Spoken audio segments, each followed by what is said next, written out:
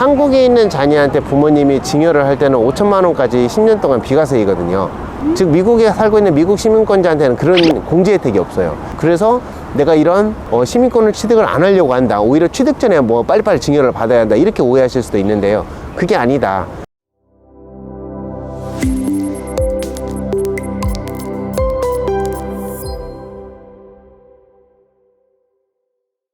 안녕하세요. 범범인 더 스마트 이유리 변호사입니다. 저는 현재 제8회 한국 상속 상담회를 캐나다 토론토와 미국 뉴욕에서 진행하고 있습니다. 제가 그 상담을 하면서 많이 받았던 질문, 특히 미국 시민권자나 캐나다 시민권자가 됐을 때 상속이나 이런 데에서 불리한 점이 없느냐, 이런 질문이 많으십니다. 미국이나 캐나다 시민권을 취득을 하면 한국에 있는 다른 형제 대비해 가지고 내가 상속을 받는데 어떤 불리한 점이 있는지를 대단히 우려를 하시거든요. 또 그 다음에 한국 이름으로 개설해뒀던 예금 통장 같은 것도 이제 사용을 못하는 거 아니냐, 그래서 이런 걱정들이 많으시거든요. 그래서 이 부분에 대해서 조금 소개를 드리려고 합니다.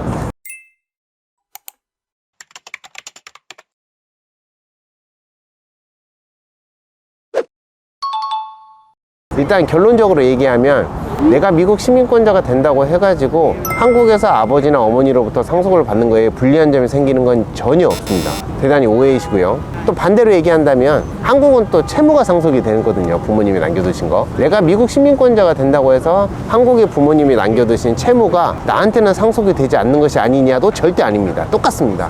재산을 받는데 전혀 불이익이 없는 것처럼 채무를 받는 것도 당연히 상속을 받는 겁니다. 두 번째로 이제 많이 궁금해 하시는 게 이제 예금 통장 같은 거 사용하실 수 있냐, 이런 부분인데 사실 전혀 상관이 없습니다. 예금 같은 경우는 사실 은행과의 일이거든요. 근데 은행에서 내가 개설을 할 때 일정한 요건에 맞춰서 개설을 했으면 사실 본인 확인만 된다면은 얼마든지 사용을 하실 수는 있어요. 다만 문제는 뭐냐면은 만약에 내가 오래전에 한국 예금 통장 계속 사용을 했는데 이제 시민권을 취득을 하셨단 말이죠.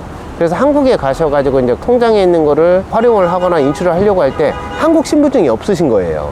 분실을 하셨거나 아니면 유효기간이 지지 않아서 여권들도 이제 다 무효가 됐고, 자 그러면 미국 신분 그 여권 또는 캐나다 여권, 뭐 운전면허증 이런 거밖에 없는 거면 은행에서 돈을 내주고 싶어도 이게 동일인이 일치가 되지가 않습니다.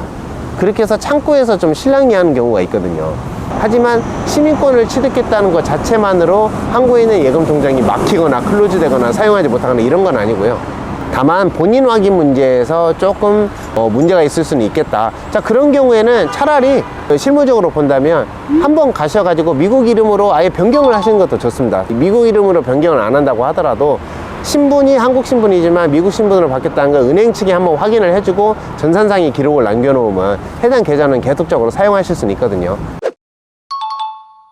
그 다음에 또 이제 증여를 받을 때 또 불이익이 있느냐, 근데 이거는 사실 맞습니다. 그러니까 뭐 다시 한번 예를 들면 한국에 있는 자녀한테 부모님이 증여를 할 때는 5천만 원까지 10년 동안 비과세이거든요.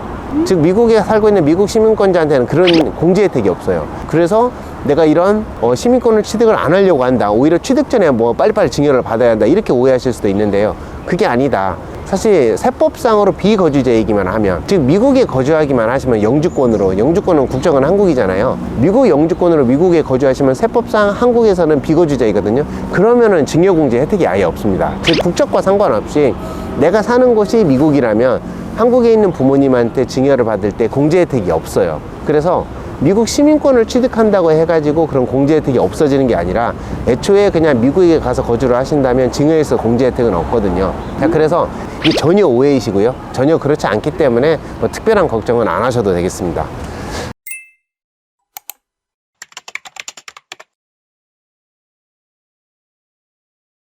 자, 오늘은 미국 시민권이나 캐나다 시민권, 국적을 취득했다고 해서 어떤 뭐 상속이나 이런 데 특별한 불이익이 있는가, 이제 세 번째 시간으로 살펴봤는데요. 본 영상에 대해서 궁금한 점이 있으시면 댓글에 나와주는 링크를 통해 상담을 신청해 주시면 되겠습니다.